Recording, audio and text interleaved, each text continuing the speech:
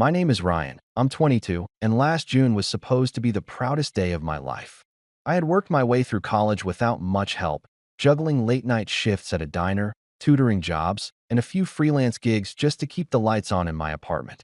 Graduation was my finish line, the moment I could finally prove to myself, and maybe, just maybe, to my family, that I had done something worth celebrating. But when I walked across that stage, there wasn't a single familiar face in the crowd. Not my mom, not my dad, not even my grandmother who never missed a church service in her life. The rows of empty chairs in the family section might as well have been spotlights shining on just how alone I was. You see, I have a younger sister, Claire. She's 20, only 2 years younger than me, and she's always been the golden child. The family excuse has always been that she's sensitive and needs more attention, which in practice meant she got everything she wanted. New clothes, brand-name shoes, a car at 16 that I wasn't allowed to touch, even when my bike chain snapped and I had to walk 3 miles to school. When she found out she was pregnant at 19, my parents transformed the situation into a fairy tale. Suddenly, she wasn't a scared teenager making reckless choices. She was a glowing young woman, bringing the family together. They threw her a baby shower so extravagant it could have doubled as a wedding reception. Guess what date they picked? The same day as my graduation. At first, I thought it was just bad luck. Maybe the venue they wanted was only available that weekend, or maybe they didn't realize the dates overlapped. I gave them the benefit of the doubt. I even called my mom a month before graduation, reminding her of the conflict. She said, "Oh, honey, we'll figure something out. Maybe we'll split the day." But as the weeks passed, the truth became harder to ignore. The invitations for Claire's baby shower went out, none of which mentioned my graduation. When I brought it up again, my dad told me flatly, "Ryan, you'll have plenty of ceremonies in your life. But your sister? This is once in a lifetime." I remember sitting in silence, gripping my phone so tightly I thought it might crack. Because how could they say that like my achievement was disposable? Like I hadn't been clawing my way toward that moment for 4 grueling years? The morning of graduation, I still held out hope. I kept checking my phone, expecting a message that they were on their way. Nothing. I looked around the campus parking lot as students and families streamed in, carrying bouquets and balloons. Still nothing. By the time my name was called, I had accepted what I already knew. They weren't coming. The cheers that erupted for other graduates sounded muffled in my ears. I walked across the stage alone, forced a smile at the dean, and accepted the diploma that had cost me countless sleepless nights. And just as I stepped down the stairs, my phone buzzed. I pulled it out, thinking maybe, finally, they had texted something supportive. Instead, it was a message from my dad. "You owe us an apology." My heart stopped. My eyes skimmed the screen again, certain I was misreading. But the words were right there, followed by 37 missed calls. 37. Like I was the one who had done something wrong. Like I was the one who needed to crawl back to them after being abandoned. I couldn't even process it. My friends' families were crowding around them with flowers, hugs, and cameras. Meanwhile, I sat on the edge of a fountain, staring at my phone in disbelief. The text burned itself into my brain. Apologize for what? For existing outside the shadow of my sister? For daring to want a sliver of recognition that didn't revolve around her? I wanted to throw my phone into the water, but instead, I just shoved it in my pocket and clenched my fists until my knuckles went white. That was the moment when the first real crack split open between me and my family. Until then, I had tolerated the favoritism, the dismissive comments, the endless excuses. But that text, that audacity, was the first time I truly felt the weight of how twisted their priorities had become.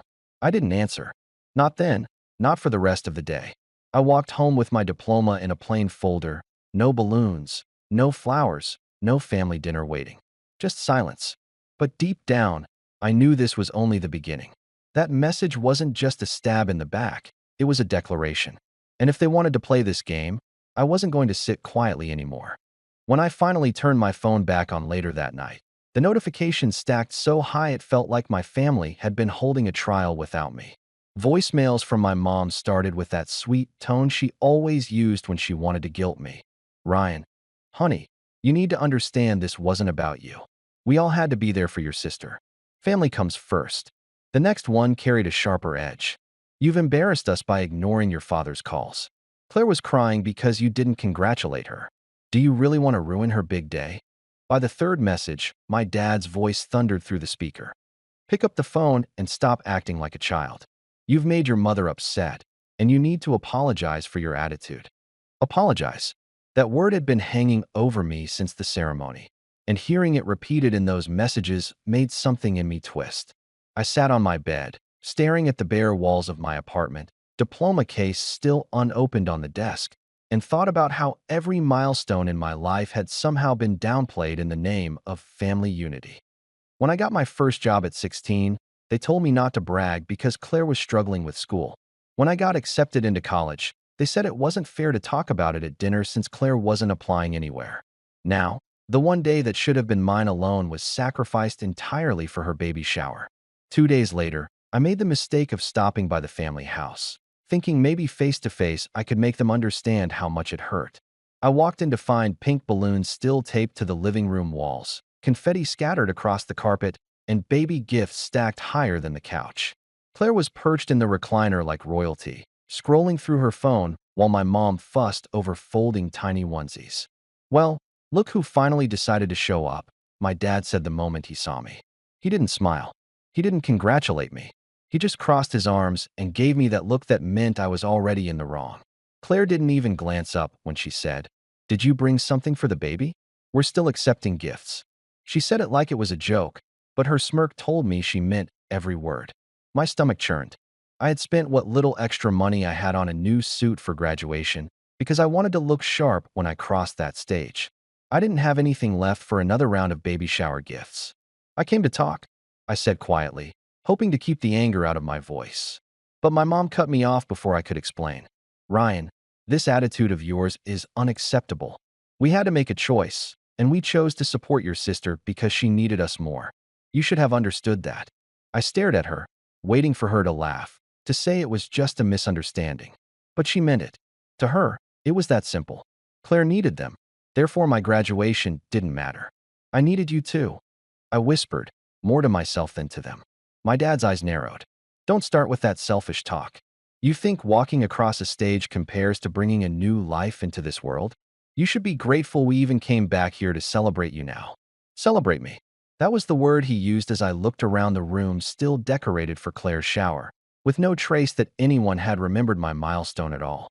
Not a card, not a balloon, not even a congratulations. Just piles of pastel wrapping paper and rattles. I realized then that they didn't see me as someone worth celebrating. I was a footnote in their story about Claire. When I didn't answer, Claire finally set her phone down and smirked at me. "Don't sulk. You'll get over it. Besides, you'll probably have another graduation when you go for your master's, right? This one was just practice." The casual cruelty of her tone knocked the wind out of me. She genuinely believed my years of struggle, of clawing my way through college debt-free, were nothing more than practice. I left without saying another word. As I walked to my car, I heard my dad call after me. "You're not welcome back until you learn some respect." The door slammed, and that was that. That week, I watched as Claire posted picture after picture from her baby shower on social media. There she was, glowing in a floral dress, surrounded by mountains of presents and smiling relatives. Comments flooded in from extended family. "So proud of you, Claire. You're going to be a wonderful mother." Not a single mention of me, or the fact that I had graduated. It was like I had been erased from the family narrative entirely. I thought maybe an aunt or cousin would at least reach out privately, but when I saw them in person a few weeks later at a family barbecue, the truth hit me harder than any silence online. "You know, Ryan," my uncle said with a laugh, "you really shouldn't have skipped your sister's big day. That was selfish." My aunt chimed in. "Yes, we were all there, and it was beautiful. Your absence really cast a shadow." My absence. They made it sound like I had chosen to boycott, like I had intentionally ignored my sister's milestone to sulk about my own. No one believed, or cared, that it was the other way around. That night, lying awake in my apartment, I felt something inside me harden. For years, I had told myself that if I worked hard enough, if I achieved enough, maybe my family would finally see me. But now I understood. No amount of success would ever outweigh Claire's place on the pedestal they'd built for her. And as much as it hurt, that realization carried with it a strange, cold clarity. But I wasn't ready to act yet. Not then. First, I needed to see just how deep their favoritism would run. A few months passed after graduation, and I kept my distance. Calls went unanswered, texts left unread, family gatherings politely declined. I told myself I was done chasing approval, done bending just to feel included. But blood ties have a way of pulling you back, especially when guilt is woven into every word your parents ever spoke. By the end of summer, I was cautiously inching toward reconciling. My grandmother, the only one who'd ever shown me unconditional support, had been asking when I'd visit. She still thought the best of everyone, and part of me wanted to believe maybe things had cooled down enough for a fresh start. That fragile hope didn't last long. One Saturday afternoon, I drove over to the family house. The front door was wide open, laughter spilling out onto the porch. Inside, the living room was filled with relatives. Balloons again, this time in pale green, and a large banner strung across the wall. Welcome baby shower round 2. I froze in the doorway. Round 2? Claire hadn't even given birth yet. Apparently, one extravagant shower wasn't enough. My parents had decided to host another. And as I stepped into the living room, trying not to let my shock show, I noticed something else. Every relative was there. Aunts, uncles, cousins. People who had skipped my graduation without a second thought were now piled onto couches, balancing paper plates of food, cooing over Claire's belly as if she were a celebrity.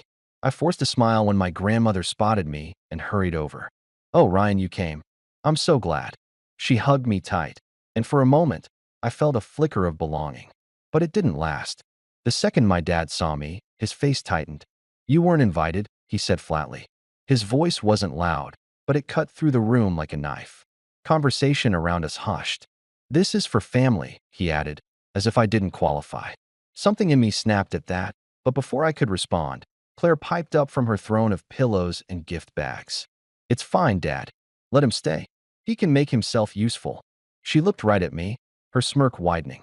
"You can help carry in the gifts from the car. They're heavy, and I'm not supposed to lift anything." Laughter rippled around the room. Some of it nervous, some of it genuine. I stood frozen, heat rising in my chest. Was I the entertainment now? The laborer brought in to haul boxes while everyone else enjoyed the party? I wanted to walk out then and there.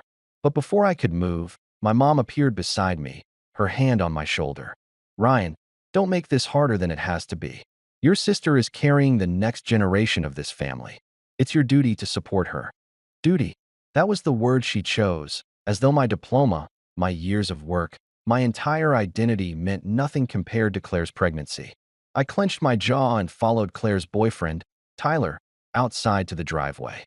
He was leaning against a brand new SUV with a smug look on his face. "Oh good, you showed up," he said, gesturing to the trunk filled with baby supplies, strollers, car seats, boxes of diapers. "We could use the extra hands. I'd help, but you know bad back." He tapped his side like it was some inside joke. I lifted the first box without a word, my silence the only shield I had against the fury boiling inside. When we came back in, the room erupted into applause. Not for me, of course, but for Claire as she held up another gift, squealing over tiny baby clothes. I set the box down in the corner and caught snippets of conversation. Ryan should really be more supportive. I heard he skipped the first shower out of spite. Poor Claire, having to deal with a jealous brother. Each whisper felt like another brick wall closing me off. Not only had they abandoned me on my graduation day, but now they had rewritten the story so that I was the villain. But the breaking point didn't come until dessert. Everyone gathered around as my dad tapped a glass with his spoon, calling for attention. "Before we cut the cake," he said, "I want to say a few words. Claire, we are so proud of you. You've brought this family together in a way nothing else ever has. You've given us purpose, something to celebrate. You're the reason we're all here today." Applause thundered through the room. Then he glanced at me. "And Ryan, well, maybe one day you'll understand what it means to put family above yourself. Until then, we'll keep praying for you." It was like the floor dropped out from under me. My own father, in front of everyone, reducing me to nothing more than a selfish disappointment. Gasps and murmurs filled the room. I could feel every pair of eyes on me, waiting for my reaction. My grandmother's hand tightened on mine, but even her presence couldn't soften the sting. I didn't shout. I didn't argue. I just stood there, diploma unacknowledged, achievements erased, while my family applauded the sister who had never lifted a finger to earn anything. And in that moment, something inside me shifted. The quiet resignation I'd carried for years hardened into something sharper. This wasn't just favoritism anymore. This was betrayal. I left that second baby shower without a word. No slammed doors, no shouting match, just quiet steps out of the house and into the evening air. The sound of laughter and applause followed me down the driveway, muffled once I closed my car door, but it still echoed in my head. As I gripped the steering wheel, I realized I hadn't even eaten a single bite of cake, and yet I felt sick to my stomach. My phone buzzed on the passenger seat, new messages piling up already. I didn't have to look to know they were from my parents. Probably warnings about how disrespectful I had been by leaving early, or how I'd embarrassed Claire. I turned the phone off and drove home in silence. That night, I sat in my apartment with the lights off, staring at the diploma case on my desk. I hadn't hung it up. I hadn't even framed it. What was the point? Every time I looked at it, all I could hear was my dad's voice saying Claire had given the family purpose in a way nothing else ever had. My achievement didn't matter, not to them, anyway.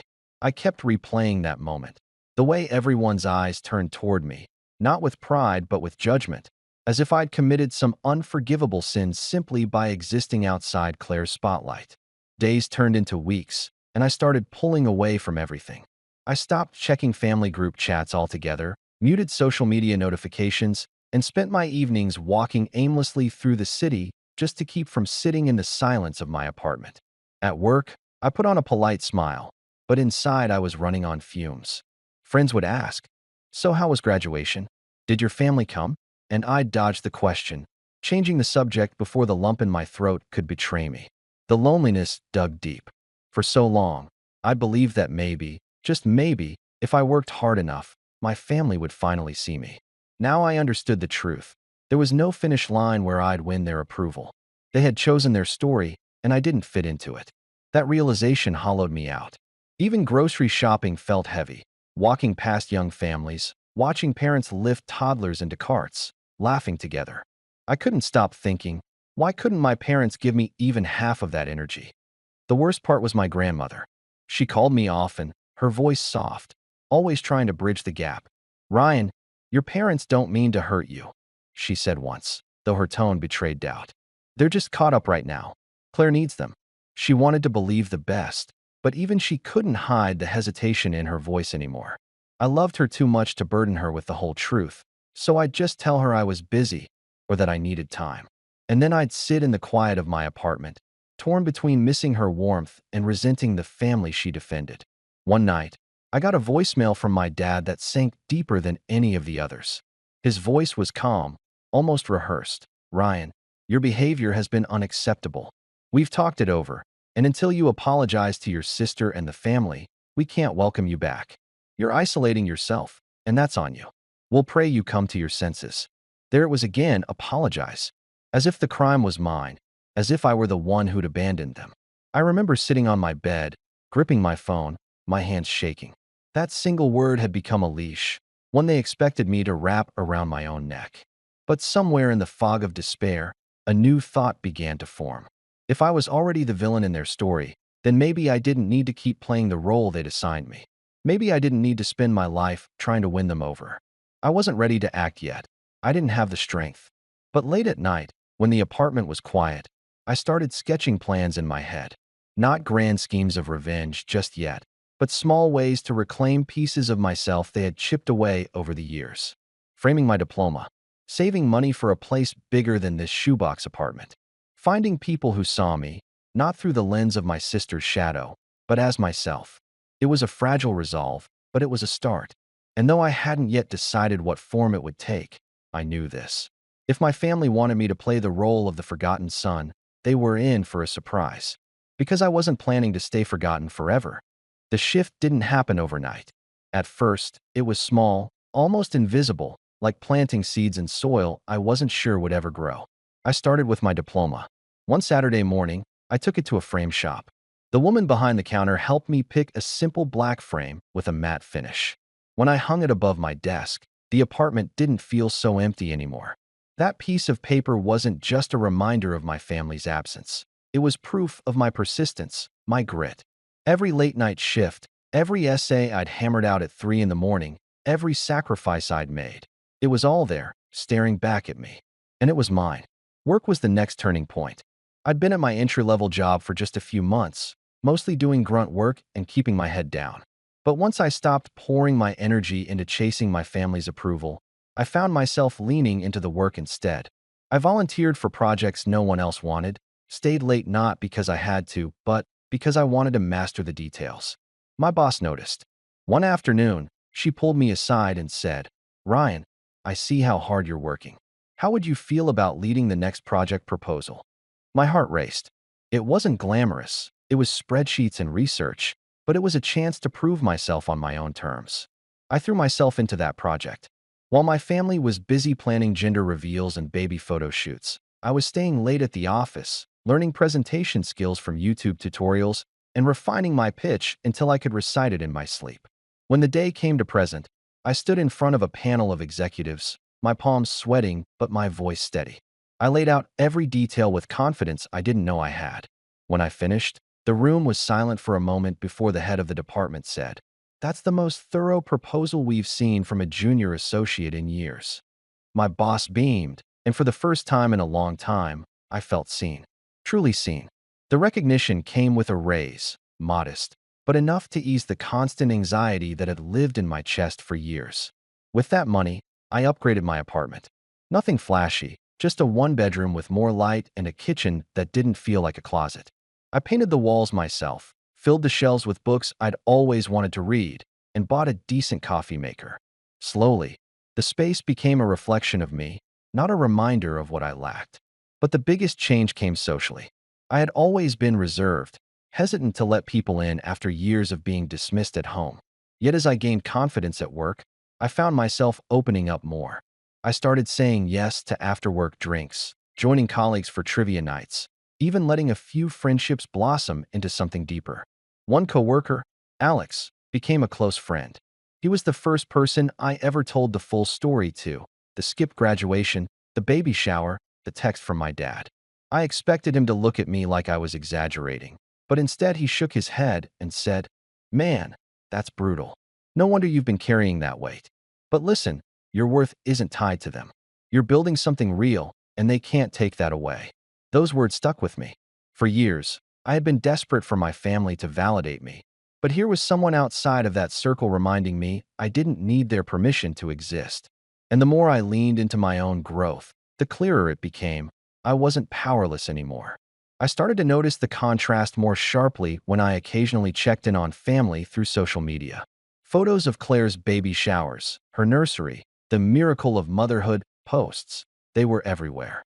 But beneath the shiny veneer, cracks showed. Tyler, her boyfriend, seemed less present with each passing month. Rumors circulated through extended family about money troubles, about fights behind closed doors. Meanwhile, my life was moving steadily upward. I wasn't rich, I wasn't famous, but I had stability, and I had earned it. The real turning point came one evening when my boss called me into her office again. "Ryan," she said, "I want you to consider applying for the management training program. It's competitive, but I think you'd be a strong candidate." My chest tightened with disbelief. Just a year earlier, I had been the kid sitting alone at graduation, staring at a text demanding an apology. Now, someone saw leadership in me.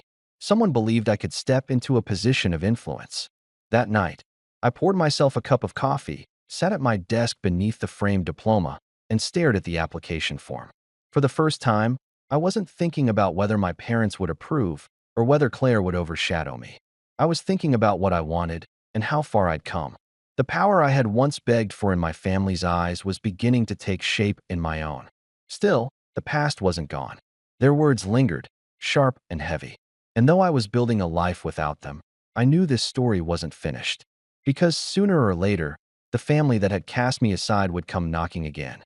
And when they did, they would find someone very different from the son they had dismissed. It was almost eerie how the tides began to shift. For the first time in my life, I wasn't chasing scraps of approval. I was being sought out.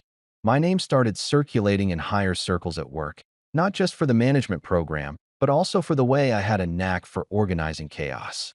I became the go-to person when a project was falling apart, the the steady hand people trusted when deadlines loomed. That reputation carried weight, and with it came influence. When I officially got accepted into the management training program, it was like stepping into an entirely new world. Leadership seminars, executive mentorship, strategy sessions, doors that had always felt bolted shut suddenly swung open. One of the executives, a sharp but fair woman named Marianne, took a special interest in me. She pulled me aside after a presentation one day and said, "Ryan, you've got something people can't fake: resilience. Don't waste it. Learn how to leverage it." Her words became a mantra. I threw myself into learning, not just how to manage people, but how to navigate politics, how to read the room, how to play the long game. And slowly, I began to see how those same skills could apply outside of work. Because my family hadn't disappeared. They were still there, in the background, living their curated version of life online. Claire had her baby, a boy named Mason, and the family acted like it was the second coming. Photos flooded my feeds. My parents beaming as grandparents, Claire draped in pastel blankets with her miracle child. Captions about family being everything. Family being everything. I nearly laughed the first time I saw it. They had rewritten the narrative so completely that anyone looking in from the outside would assume we were the picture of unity. But reality has a way of seeping through cracks. A cousin of mine, someone I was still on good terms with, reached out over coffee one afternoon. "Ryan, I don't know if you know this," she whispered, leaning across the table, "but your parents have been asking around about you. They say you're distant, that you've lost your way. They're trying to make it sound like you're the problem." My jaw tightened. Of course they were. They couldn't admit they had abandoned me, so instead they were crafting a new story, that I had abandoned them. That same cousin also let something else slip, almost casually. "Claire and Tyler are having money problems. He's not working steadily, and the baby expenses are piling up. Your parents are stressed. They've been covering more than they expected." I sat back in my chair, my coffee suddenly tasting sharper. Money problems. Dependence. Cracks in the golden pedestal. For years, I had been the one scraping by, the one they dismissed as a burden while they funneled resources into Claire's every whim. Now, with their chosen star under pressure, the roles were shifting. And unlike them, I had built something stable, brick by brick, without their help. Around the same time, my boss offered me the chance to oversee a high-profile account. It wasn't just a promotion, it came with a significant raise and, more importantly, visibility. If I pulled it off, I'd cement my reputation not just in my department, but across the company. I worked harder than I ever had, channeling every ounce of hurt and rejection into laser focus. When the project launched successfully, bringing in record numbers, I was given a permanent management position. My salary doubled. My name started appearing in company newsletters. For the first time, I wasn't just surviving, I was thriving. I moved into a sleek new apartment, one with floor-to-ceiling windows that overlooked the city skyline. I bought a car that actually started on the first try every morning. And when I walked into meetings, people listened. I wasn't invisible anymore. That's when the first text from my mom arrived. "Ryan, sweetheart, it's been too long. We'd love for you to come by and see Mason. He's growing so fast. Sweetheart." The same woman who told me I needed to apologize was now dangling her grandson like bait. A week later, my dad called. I didn't answer, but the voicemail played in that calm, commanding tone I knew too well. "Ryan, it's time to let the past go. Your family needs you. Mason needs his uncle." Those words stuck with me. Your family needs you. For years, I had needed them, and they had turned away. Now, suddenly, the roles had reversed. And as much as it stung, it also lit a fire inside me. Because for the first time in my life, I wasn't the one on the back foot. I was in a position of strength. They needed me. And that realization, that delicious, dangerous realization, was when the idea of payback began to take shape. I didn't answer their messages right away. In fact, I let weeks pass. Every day, I left my phone on silent. Every text I ignored. Every voicemail I deleted without listening.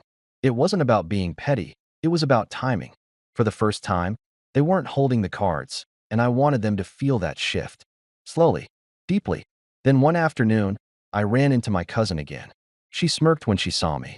"You know, Claire's been asking about you a lot.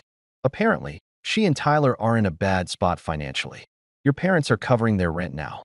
And with the baby, they're drowning." She paused, lowering her voice. They keep saying, if only Ryan would step up. Step up. That phrase burned into me. For years, I'd been invisible, dismissed, mocked. Now, with their golden girl struggling, suddenly I was supposed to be the responsible one? No, not this time. That weekend, I dressed sharp, slim navy suit, polished shoes, the kind of look that made people straighten in their chairs when you walked into a room. I drove my new car, the one that gleamed under the sun, to my parents' house. I hadn't been back since the second baby shower, and as I pulled up, the sight of the same driveway where I'd once been ordered to haul boxes hit me with a jolt of memory. I rang the bell, and when the door opened, my mom's face lit up. Ryan. Oh, sweetheart, you came. She pulled me into a hug, but it felt rehearsed, too sweet, like she'd been practicing it in the mirror. My dad was in the living room, Mason in his arms, and Claire perched on the couch. The baby gurgled happily, the only innocent in the room. Look at you, my dad said, eyeing the suit, the watch on my wrist.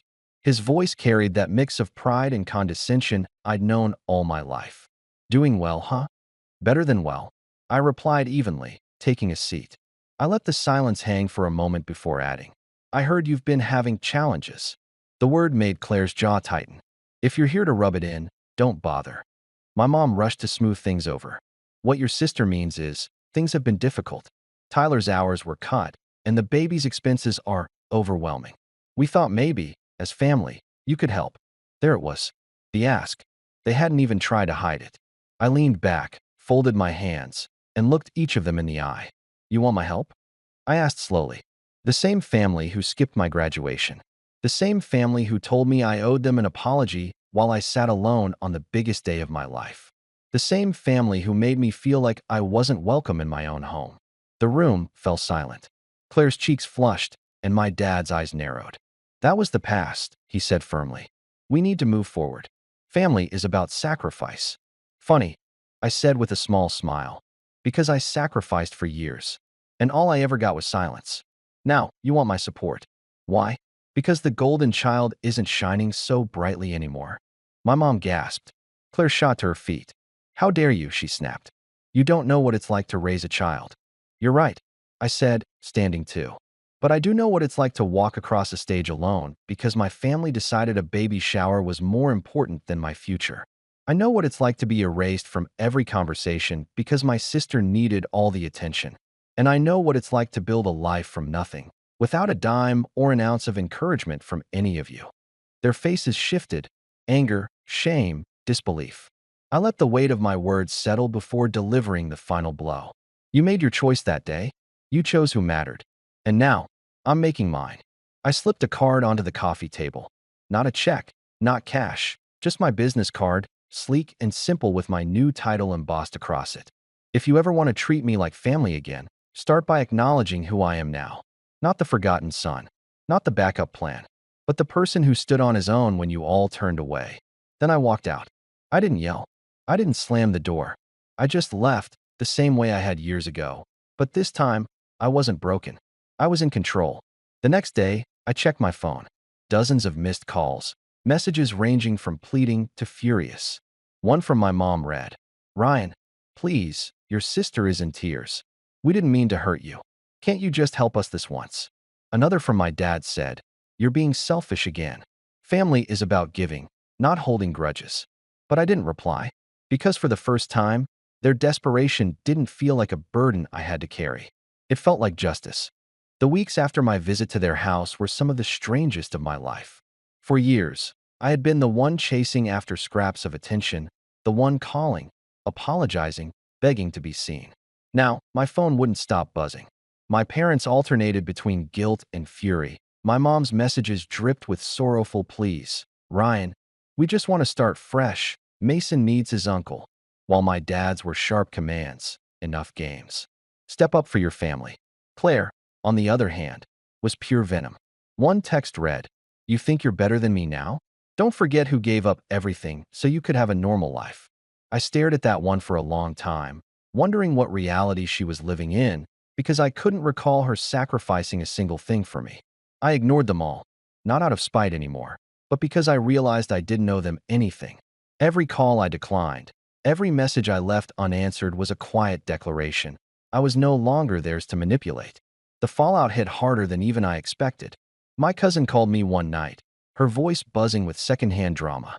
"Your parents are furious," she said. "They told everyone you refused to help, and now people are starting to ask questions." Aunt Linda straight up said, "Well, maybe if you treated Ryan better, he'd want to help." She chuckled. "It's unraveling. Everyone's seeing it now." Then came the bombshell. Tyler, my sister's boyfriend, packed up and left. No warning, no long goodbye, just gone. Word spread fast. He'd been drowning under the pressure, resentful of the expectations, and one day he simply walked out, leaving Claire with an infant and a pile of overdue bills. My parents tried to keep it quiet at first, but you can only hide something like that for so long. Soon, the whispers turned into pitying stares at church, and the pedestal Claire had been placed on wobbled until it crashed to the ground.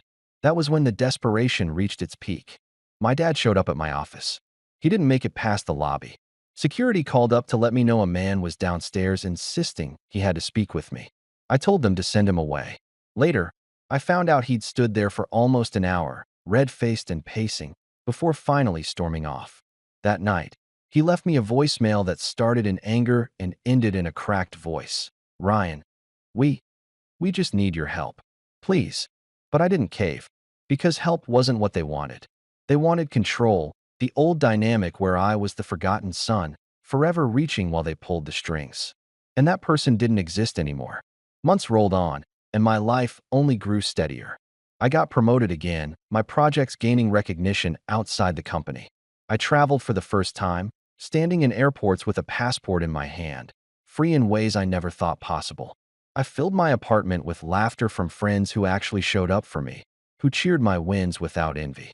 Every step forward felt like reclaiming another piece of the boy they had tried so hard to erase. Meanwhile, the family that once smirked at my struggles began to unravel. Claire moved back in with my parents, her independence gone, her perfect life reduced to tense silence and financial strain. My parents, who once bragged about their united family, now fielded awkward questions about why their son never came around, why their daughter seemed so bitter, why their lives looked so different from the glossy picture they'd painted. The final nail came at my grandmother's birthday. She was the only one I agreed to see, and I rented out a small private dining room at a restaurant she loved. When I arrived, she hugged me tight, tears in her eyes, whispering, "I'm so proud of you." That was enough for me. But then, as the evening went on, I saw my parents and Claire enter the restaurant. They hadn't been invited. They must have found out through someone else. They spotted me across the room, me in a tailored suit, friends and colleagues at my side, my grandmother glowing with joy at the celebration I'd organized. They tried to approach, but the maitre d' stopped them at the door, reminding them it was a private event. My mom called out, voice trembling, "Ryan, please. Let us in. We're family." The room went quiet. Every eye turned to me. I stood, walked to the doorway, and looked at them one last time. Their faces were desperate, pleading, stripped of the arrogance they had once worn so proudly. "Family," I said quietly. "Family doesn't abandon you when you need them most. Family doesn't erase you. You made your choice. And now, I've made mine." I turned back into the dining room, and the maitre d' closed the door behind me. My grandmother reached for my hand, her smile steady. The noise of the restaurant faded, replaced by the warmth of people who truly cared. And in that moment, I realized the truth. I hadn't lost a family. I had built one. And as for the old one, the ones who demanded apologies, who smirked as I stood alone, they were left outside, knocking on a door that would never open again.